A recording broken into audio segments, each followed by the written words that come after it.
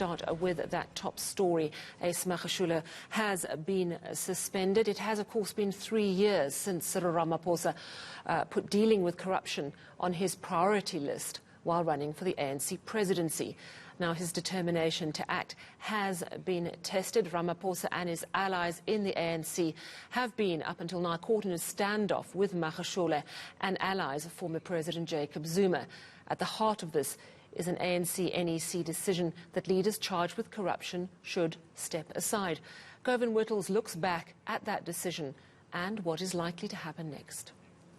We also need the courage to endure the insults and the ridicule and even the threat to own safety that comes from challenging those who seek to perpetuate the practices that have allowed our state to be captured.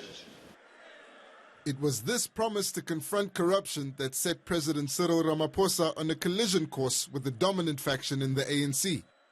And he couldn't afford to fail. To give credibility to this idea of a new dawn, you had to act. And that's what got them to take this decision from the letter last year that the ANC is #1 accused to the decision of the NEC this March. In the ANC in KwaZulu-Natal, there was some confusion as the deputy chairperson faced criminal charges but was cleared by the Integrity Commission. It was out of his own decision. It was not because of the ANC compelling him to do so.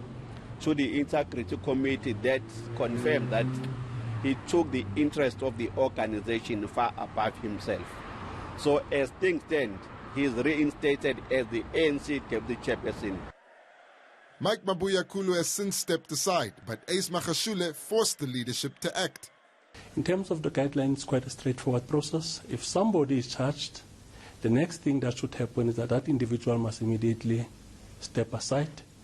And if that individual does not step aside, then the ANC should invoke a summary suspension. So that is where we are heading. Now that this has happened, he is likely to follow the Northwest Supra Mahumapelo, who is appealing the suspension of his membership.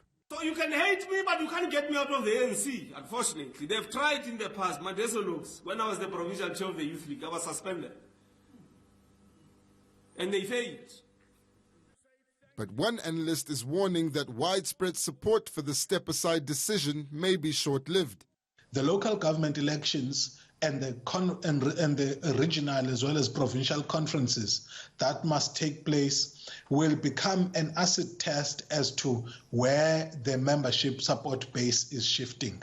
Now, if leaders at the NEC and NWC level perceive that that support base may not be in tandem with the direction that they are advancing currently, you might just see some leaders backtracking on this bold move. The ANC-NEC is set to begin on Friday. Govan Whittles, Johannesburg.